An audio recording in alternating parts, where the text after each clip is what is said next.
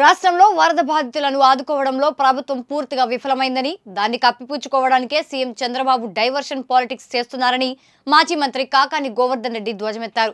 ముందస్తు జాగ్రత్తలోనే కాకుండా సహాయక చర్యల్లో కూడా ప్రభుత్వం పూర్తిగా విఫలమైందని ఆరోపించారు. ఎంతసేపు గత ప్రభుత్వాన్ని జగన్ను నిందించడమే లక్ష్యంగా ప్రభుత్వం పనిచేస్తుందని, తమ పార్టీ నేతలను టార్గెట్ చేసి కేసులతో వేధించడం సీఎం చంద్రబాబు దినచర్యగా మారిందని విమర్శించారు.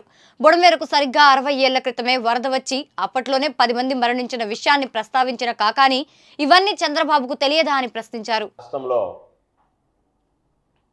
ఎన్నడూ ఊహించినటువంటి విధంగా వరదలు రావడం, దానికి సంబంధించి అన్ని విధాలా ఆదుకోవాల్సినటువంటి ప్రభుత్వం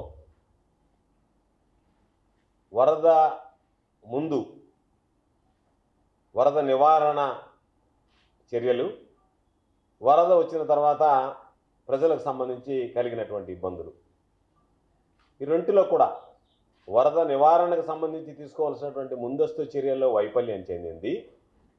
వరద సహాయక చర్యలకు సంబంధించి కూడా పూర్తి స్థాయిలో విఫలం కావడం జరిగింది.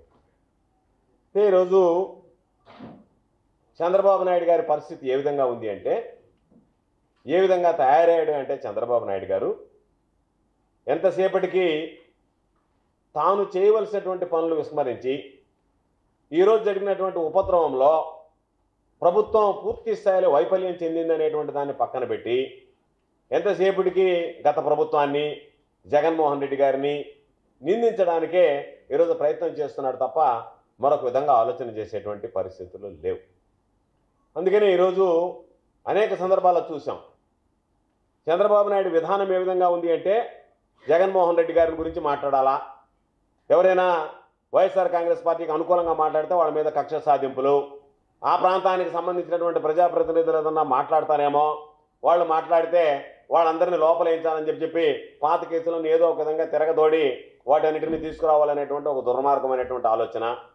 ఇవన్నీ కూడా ఈరోజు ఒక్కసారి చూస్తే ఇదేం కొత్త విషయమేం కాదు, జరగనటువంటి విషయమేం కాదు, జరగరాని విషయం ఏంటంటే కాదు. బుడమేరకు సంబంధించి ఎప్పుడో ఈ పేపర్ వచ్చి 39/1964 పేపర్, ఇది ఆంధ్రపత్రిక. అంటే 60 సంవత్సరాల నాడే దాదాపుగా మనం అనుకున్నటువంటి స్థాయిలో బుడమేరుకి వరద రావడం జరిగింది. ఆ రోజు 10 మంది మరణించారు, 10 మంది గల్లంతయ్యారని చెప్పి వార్తలు వచ్చాయి. చంద్రబాబు నాయుడు నాది రియల్ టైం గవర్నెన్స్ అంటున్నాడు, నేను బ్రహ్మాండమైనటువంటి పరిపాలన అంటున్నాడు. ఈరోజు సూర్యచంద్రులు చూడలేనటువంటిది కూడా ఈ చంద్రబాబు చూస్తాడని పదే పదే మాట్లాడుతున్నాడు. ఈరోజు చంద్రబాబు నాయుడు పరిస్థితి ఏ విధంగా తయారైందంటే, రోజులు గడిచే కొంది వాస్తవాలు మరుగున పెట్టి ప్రభుత్వ వైఫల్యాన్ని కప్పిపుట్టి ఈరోజు వైఎస్ఆర్ కాంగ్రెస్ పార్టీ ప్రభుత్వం మీద, జగన్మోహన్ రెడ్డి గారి మీద, అదేవిధంగా మాట్లాడినటువంటి వాళ్ళ మీద కక్ష సాధింపులకు పాల్పడేటువంటి పరిస్థితి ఏర్పడింది. ఈరోజు మేము అడుగుతున్నాం, మిమ్మల్ని మీరు సమాధానం చెప్పాల్సినటువంటి అవసరం ఉంది. ఈరోజు ఏదైతే ఎన్ని రకాలైనటువంటి వైఫల్యాలు ఉన్నాయో, కృష్ణానది మీద ఉన్నటువంటి శ్రీశైలం కావచ్చు, నాగార్జున సాగర్ కావచ్చు, పులిచింతలు కావచ్చు, వీటిల్లో ఫ్లాష్ ఫ్లడ్ వస్తే ఏదైనా మీరు దానికి సంబంధించినటువంటి ఫ్లడ్ కుషన్ ఏర్పాటు చేశారా? ఎందువల్ల చేయలేకపోయారు? ఇది మీ ప్రభుత్వ వైఫల్యమా కాదా? ఈరోజు అక్కడ ఉన్నటువంటి ఇరిగేషన్ ఇంజనీర్ ఏం చెప్తున్నాడు, ఒకరోజు ముందే దాదాపుగా దీనికి ఫ్లడ్ వస్తుంది కాబట్టి నీరు విడుదల చేస్తామని చెప్పాము అని అన్నాడు. దాన్ని స్పెషల్ చీఫ్ సెక్రటరీగా ఉన్నటువంటి రెవెన్యూ సిసోడియా గారు కూడా మాకు ముందే తెలిసిందే అని చెప్పి ధృవీకరించాడు.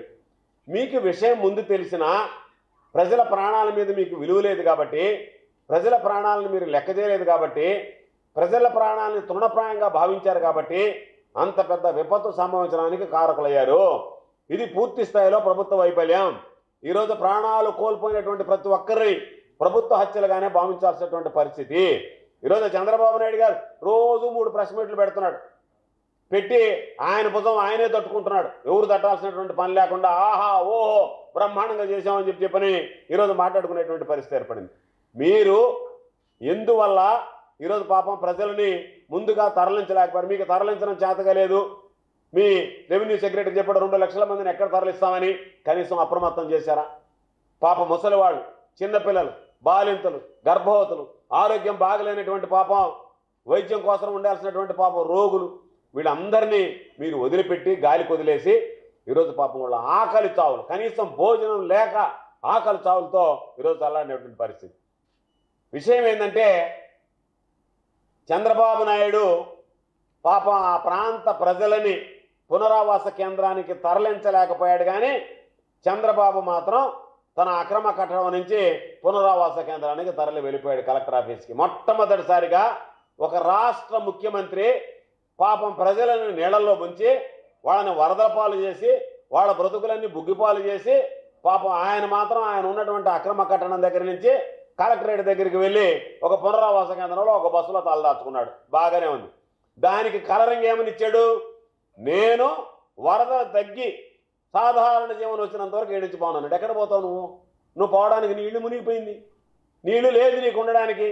మళ్ళీ దానికి కలరింగ్ ఏంటంటే అయ్యా నా ఇల్లు మునిగిపోయింది కాబట్టి నేను పునరావాస కేంద్రానికి వచ్చానని చెప్పుకోలేక దానికి ఏదో గొప్పగా నేను నా ఇంటికే పోను ఇక్కడే ఉంటానంటే ఆడుండక ఏడుంటాం, ఎక్కడికి పోతావు, ఏం చేయగలవు, నీ ఇల్లు మునిగిపోయింది.